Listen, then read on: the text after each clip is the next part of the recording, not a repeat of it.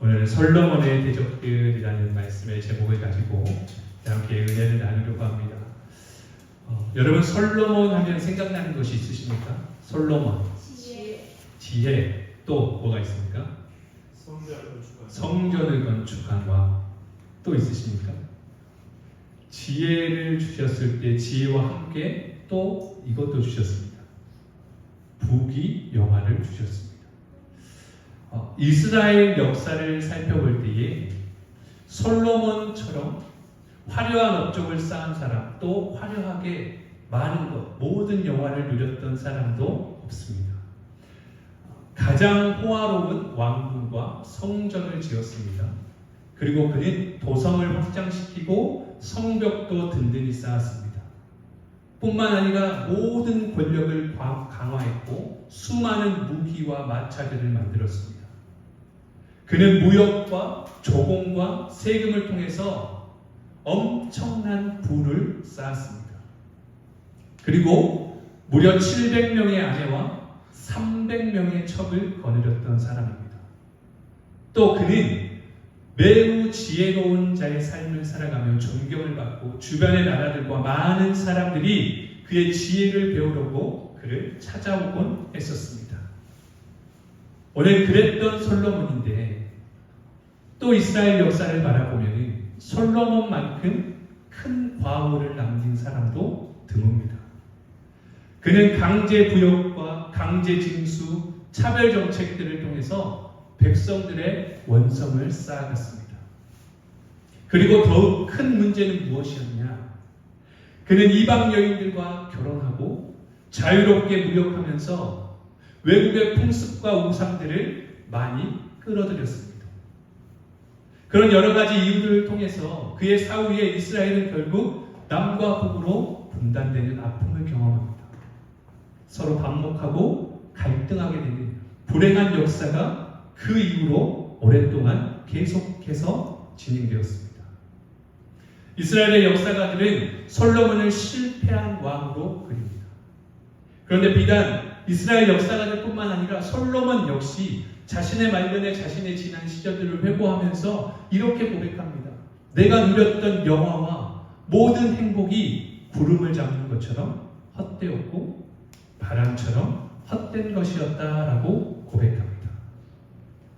오늘 본문에 나오는 솔로몬 왕은 이 땅에 살면서 하나님이 주시는 지혜와 하나님이 베푸신 그 은혜로 부귀와 영화가 극에 달했던 사람이었습니다. 그런데 그랬던 솔로몬이라 할지라도 그에게 아무 근심, 걱정, 고통이 없었던 것은 아니었습니다. 그의 후반기 생애 속에서는 그는 늘 아픔을 경험해야 했습니다. 늘 그치지 않는 고통 가운데에 살아갈 수밖에 없었습니다. 오늘 말씀해 보니까 적들이 일어나서 솔로몬과 그의 나라를 계속해서 대적함을 말씀하고 있습니다. 사람이 살다가 보면 근심이, 걱정이, 고통이 없을 수가 없습니다. 이러한 근심과 고통이 좀 해결되었으면 하는 생각을 하루에도 몇 번씩이나 하고 우리는 살아갑니다. 좀 더 행복하고 좀 더 평안한 인생을 살아가고 싶어하는 것은 우리 모두의 마음일 것입니다. 에레미야가 33장 33절의 말씀을 보면 하나님께서 이렇게 말씀하십니다. 주께서 인생으로 고생하며 근심하게 하심이 본심이 아니시도다. 오늘 하나님은 우리가 인생 가운데 살아가면서 근심하고 걱정하고 고생하며 살아가기를 원하시는 분이 아니시라 우리를 인도해 가시고 우리의 삶을 주관하시며 우리의 삶을 통하여서 영광 받기를 원하시는 분이시라는 겁니다. 그런데 오늘 안타까운 모습들을 우리는 말씀을 통해 보게 됩니다. 솔로몬이라고 하는 사람, 고통당하지 않아도 될 인생이었습니다. 하나님 주신 많은 것들을 누리며 살아갈 수 있었습니다. 그러나 하나님의 곁을 떠났을 때, 하나님의 말씀 앞에 돌이키지 못했을 때, 자신의 잘못으로 고생하다가 한평생을 끝마치는 안타까운 인생의 말씀이 오늘 우리가 나눈 본문의 말씀입니다. 여러분 신명기서에 보면은 가장 일반적인 하나님의 뜻이 두 가지가 있습니다. 뭐가 있냐면요. 하나님의 말씀에 순종하면 무엇을 누릴까요? 하나님의 말씀에 순종하면 축복이요 하나님의 말씀에 불순종하면 멸망이다.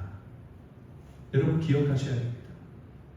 내가 세상을 살아가면서 하나님 말씀에 순종할 수 없는 그런 말씀을 받을 때에도 믿음으로 하나님이 예비하신 길을 걸어가기를 순종하며 나아갈 때 우리 안에 뭐가 임한다고요? 하나님의 축복이 임합니다.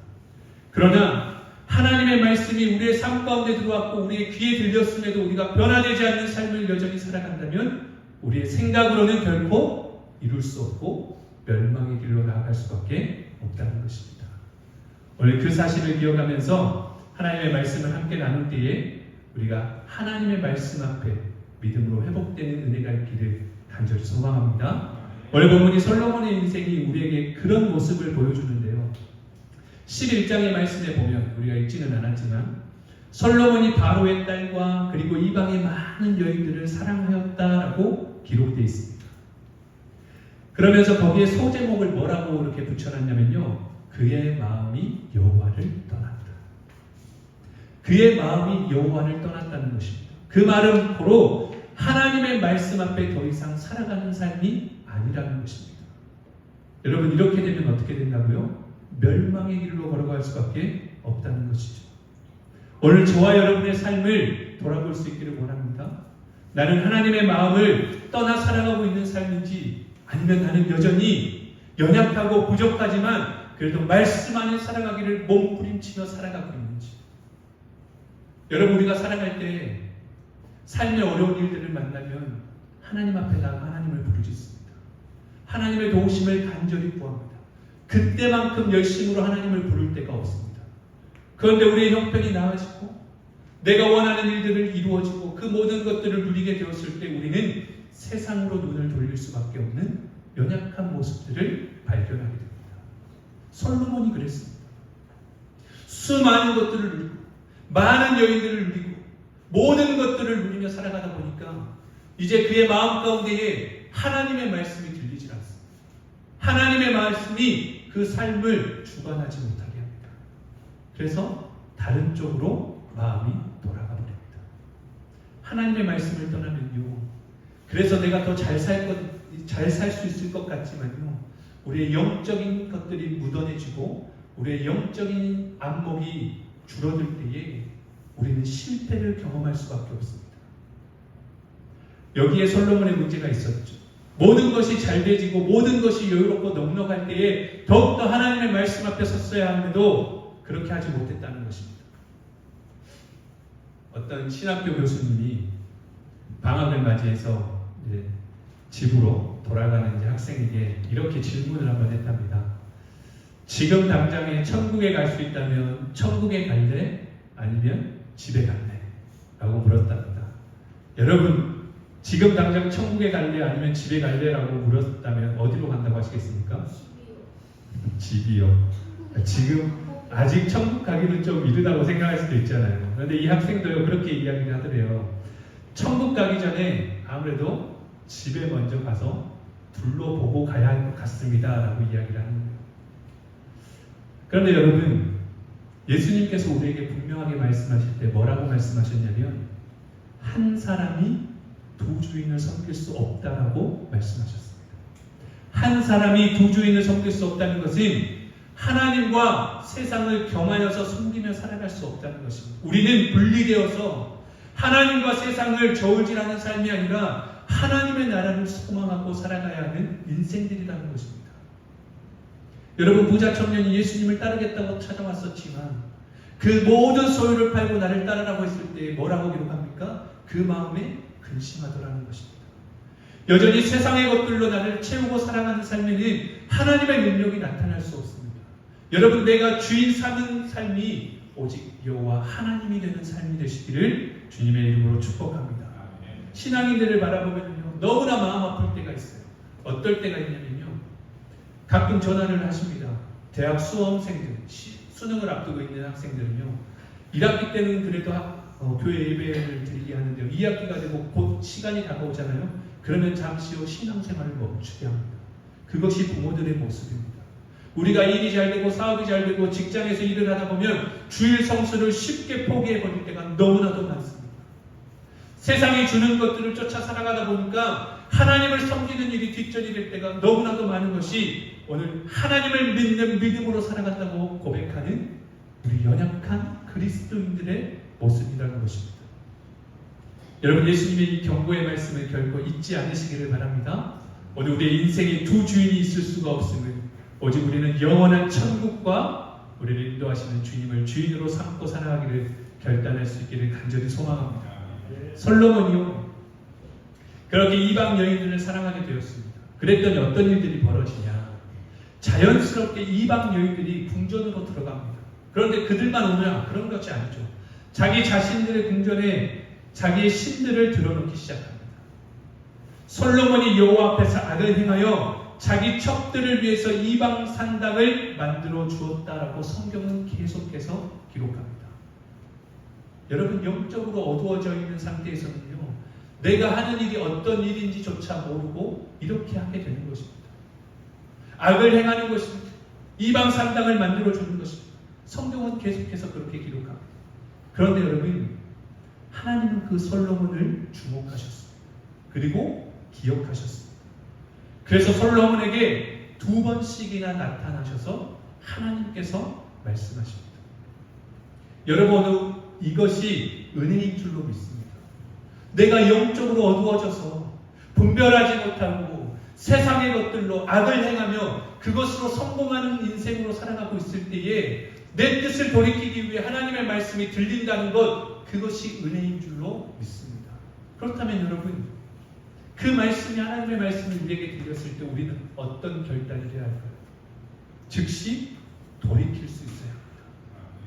하나님의 말씀이 그곳에 뜻이 있지 않고 길이 있지 않다라고 말씀하신다면 어떻게 해요? 우리는 즉시 길을 돌이켜야 합니다. 그런데 하나님께서는 솔로몬에게 나타나셔서 2번이나 말씀하셨습니다. 그런데 솔로몬은 듣지 않았습니다.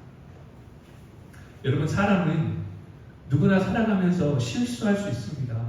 잘못할 수 있습니다. 또 범죄할 수도 있습니다. 우리는 그렇게 연약한 인생들입니다. 다윗도 그랬고 솔로몬도 그랬고 바울도 그랬습니다. 그런데 문제는 무엇이냐? 잘못을 했기 때문에 그것이 잘못이 아니라 잘못한 후에 우리에게 들려오는 하나님의 음성을 듣고 우리가 돌이키느냐 그렇지 못하느냐에 있다는 것입니다. 오늘 성경이 보여주는 진리가 바로 그것입니다. 여러분, 하나님의 말씀이 들릴 때에 뜻을 돌이켜 회개하고 말씀 가운데 나아가는 저와 여러분이 될 수 있기를 주님의 이름으로 축복합니다. 오늘 우리는 다 죄인입니다. 하나님께서 용서하시고 예수 그리스도를 받아들이고 살아가느냐 그렇지 않느냐로 우리의 삶은 결정이 되는 것입니다. 예수 그리스도를 영접하지 못했기 때문에 그 능력을 힘입어 살지 못하고 멸망하는 것입니다. 성경이 우리에게 말씀하는 것은요, 솔로몬의 죄보다 그 죄를 짓고 하나님의 말씀하실 때 듣지 못했다는 데 큰 문제가 있음을 보게 되는 것입니다. 우리가 읽지는 않았지만 9절과 10절, 11장 9절과 10절에 보면 여호와께서 일찍이 2번이나 저에게 나타나시고 이 일에 대하여 명령하사 다른 신을 떠나지 말라 하셨으나 라고 말씀에 기록합니다. 다른 신을 뭐하지 말라고요? 따르지 말라. 하나님이 가장 싫어하시는 우상 숭배에 대해서 말씀하고 있으십니다. 하나님의 말씀을 떠나서 살아가지 말고 하나님 외에 다른 신을 따르지 말라라고 말씀하십니다. 그런데 솔로몬은요, 그 명령을 지키지 못합니다. 솔로몬에게 하나님의 말씀이 전달되었습니다. 2번씩이나. 그런데 듣지 못했다는 것. 그때 솔로몬에게 어려움이 닥쳐오기 시작하는데 대적들이 나타나게 된다는 것입니다. 저희가 출애굽기의 말씀으로 우리가 함께 성경 공부도 하고 그랬었는데 그 10개라는 영화가 있어요. 애니메이션을 이제 저희가 수련회 때도 한번 시청하려고 하는데 그 내용들을 이제 제가 이제 선행으로 이렇게 보는데 거기에 이제 주원이 주성이가 같이 이렇게 보고 있었어요. 그렇게 쭉 이제 영화를 보고 이제 뭐 중간에 잠이 들었지만 그런데 그 다음 날 제 아이들과 함께 시간을 보낼 일이 있었는데 우리 주성이가 이런 이야기를 하더라고요. 나는 그 영화를 보고 하나님의 위대하심을 다시 한번 알았다는 거예요. 하나님의 위대하심이라는 말이 그 자녀의 입술에서 나왔어요. 하나님이 그렇게 위대하신 분이심을 고백할 수 있는 그 순수한 믿음, 여러분, 우리도 그런 믿음으로 살아갑니다. 그런데 살아가는 삶의 자리가 세상의 것들이 주는 유익을 쫓아 살아가게 되다 보니까 어느 순간 그 위대하신 하나님을 잊어버리고 내가 필요한 하나님을 만들어 놓고 살아가고 있는 우리의 모습들을 발견하게 되더라는 것입니다. 그렇게 하나님의 말씀이 들리지 못하고 그 위대하신 하나님의 능력 가운데 살아가지 못하니까 뭐가 나타나게 되냐? 우리를 넘어뜨리고 삼키려고 하는 대적들이 나타나게 된다는 것입니다. 그 전에는 주위의 많은 나라의 왕들이 솔로몬의 지혜의 말씀을 들으려고 찾아왔습니다. 온갖 금은 보석들을 다 가지고 경외로운 그 솔로몬을 한번 만나보려고 너무나 애를 태웠습니다. 그런데 솔로몬이 병제하고 하나님의 말씀을 듣고 회복하지 못했을 때에 대적을 일으키시는데 하닷이라는 사람이 일어나는 것입니다. 여러분, 하나님께서 이처럼 방향 감각을 잃어버리고 하나님의 말씀을 떠나 살아가는 솔로몬과 백성들에게 하나님께 다시 돌아오도록 하시기 위해서 이 대적들을 통하여 하나님 그들을 깨우치기를 원하십니다. 마치 북이스라엘과 남유다가 하나님의 언약과 그의 경외하심을 저버리고 바알 숭배하고 세속적인 타락에 빠졌을 때에 아수르를 통해 그들을 치셨던 것처럼 오늘 솔로몬이 다시금 하나님의 선택권 안에 들어오게 하시기 위해서 하나님께서 대적들을 일으킨다는 것입니다. 여러분, 우연히 일어난 일이 아닙니다. 우연히 하닷이라는 사람이 일어나고 르손이라는 사람이 일어나고 여로보암이라는 신하가 반기를 들고 그를 대적하는 것이 아니라 하나님께서 준비하셨다는 것입니다. 오늘 본문에 보면 옛날 다윗 왕 시절에 이스라엘이 에돔이라는 곳을 공략합니다. 그래서 그 남자들을 다 쳐서 멸절시켜 버렸습니다. 다윗의 군대장관인 요압이 에돔에서 6개월이나 머물면서 에돔 족속의 씨를 말렸다는 것입니다. 그런데 그런 가운데도 하닷이라고 하는 이 어린 남자아이가 살아났습니다. 그 아이가 애굽으로 도망을 갔고요. 그런데 애굽 왕 바로 앞에 크게 총애를 입어가지고요, 자기 처제를 아내로 줍니다. 그래서 왕과 동서지간이 되어서 출세를 하게 되었습니다. 그렇게 살아남았던 이 하닷이, 그렇게 호강하고 호의호식하며 잘 살고 있던 하닷이 갑자기 폐허로 변해버린 자기의 고향 땅으로 돌아가겠다고 나서는 것입니다. 그때 바로 왕이 하닷을 말립니다. 오늘 본문에 보면 내게 무슨 부족함이 있냐고 라고 이야기합니다. 그런데 하닷은요, 아무 이유가 없습니다. 특별한 이유가 없습니다. 그러나 고향으로 돌아가겠다라고 이야기를 합니다. 돌아가서는 군대를 모으고 솔로몬의 대적이 돼서 솔로몬이 죽기까지 그를 괴롭히게 됩니다. 여러분, 고향으로 돌아가 솔로몬을 대적하게 그 마음으로 움직였던 분이 여호와 하나님이시라는 것입니다. 솔로몬이 말씀을 듣지 않고 깨닫지 못하니까 하나님이 직접 그 하닷을 일으키셨다는 것입니다. 여러분, 우연이 아니었습니다. 그래도 솔로몬은 깨닫지 못합니다. 하나님께서 또 역사하시는데 23절에 보니까 르손이라는 사람이 일어납니다. 르손이라는 사람이 일어나서 솔로몬의 대적이 되었습니다. 그런데 그도 처음에는 도망한 자였습니다. 다윗이 소바 사람들을 격퇴시킬 때에 이 르손도 겨우 살아남아서 왕이 되었고 두고두고 솔로몬의 대적 노릇을 하게 되는 것이죠. 또 세 번째가 있습니다. 열왕기상 11장 11절에 나오는데요, 하나님께서 내가 반드시 이 나라를 내게서 빼앗아 내 신하에게 주리라 라고 말씀합니다. 이번에는 신하입니다. 솔로몬의 신하의 아들 여로보암이라는 사람이 솔로몬의 대적이 되었습니다. 이스라엘의 12지파 중에 10지파를 빼앗습니다. 그리고 북이스라엘을 건설해버립니다. 여러분, 이것은 사람의 마음대로 되는 것이 아니라 하나님께서 그렇게 만들어 가신 것입니다. 당대의 부귀와 영화를 누렸던 솔로몬이었지만 이런 중요한 대적들이 등장하게 되고 솔로몬은 마지막 시간을 걱정과 두려움과 근심 가운데 살아갈 수밖에 없게 하셨다는 것입니다. 왜요? 하나님 곁을 떠났기 때문입니다. 하나님의 말씀에서 떠났기 때문입니다. 하나님의 말씀을 듣고 돌이키지 못했기 때문입니다. 하나님께 돌아오지 못하고 여전히 다른 신들을 따라가며 그의 삶 가운데에 근심과 걱정과 염려로 살아가는 안타까운 모습을 보게 되는 것입니다. 여러분, 솔로몬이 자기의 대적을 예를 쓰며 격퇴시키고 근절시키려고 하지만요, 그것은 결코 성공할 수 없습니다. 왜냐하면 하나님이 일으키셨기 때문에 안 되는 것입니다. 하나님이 일으키셨기 때문에 그의 모든 것을 동원한다 할지라도 결코 이길 수가 없는 것입니다. 여러분, 그때에는 하나님께로 뜻을 돌이켜야 합니다. 하나님께로 돌아가는 것이 그의 삶 가운데 가장 필요한 은혜였고 회복의 기회였다는 것입니다. 솔로몬의 말년에 모든 것들을 누리고 살았던 그 말년에 시간과 힘과 정성과 노력을 기울여서 전심전력으로 그들과 싸웠지만 결코 아무런 결과도 얻지 못했습니다. 여러분, 그것입니다. 그 열심과 그 노력의 10분의 1만 가지고 하나님께로 돌이키기를 결단하고 깨닫고 하나님께로 돌아왔다면, 그 세웠던 산당들을 부숴버리고 그 우상들을 버려버리고 하나님 앞에 돌이켰다라면 하나님이 그 대적들을 잠재워 주시지 않으셨을까요? 솔로몬의 이 안타까운 모습이 바로 오늘 살아가는 우리의 삶 가운데도 적용되는 모습입니다. 여러분, 한편으로는 내가 축복을 받고 살아가지만 또 한편으로는 내가 하나님의 말씀대로 살아가지 못하고 하나님의 말씀대로 행하지 못해서 순종하지 못해서 내 마음에 근심과 염려와 걱정을 가득 안고 살아갈 때가 너무나도 많이 있다는 것입니다.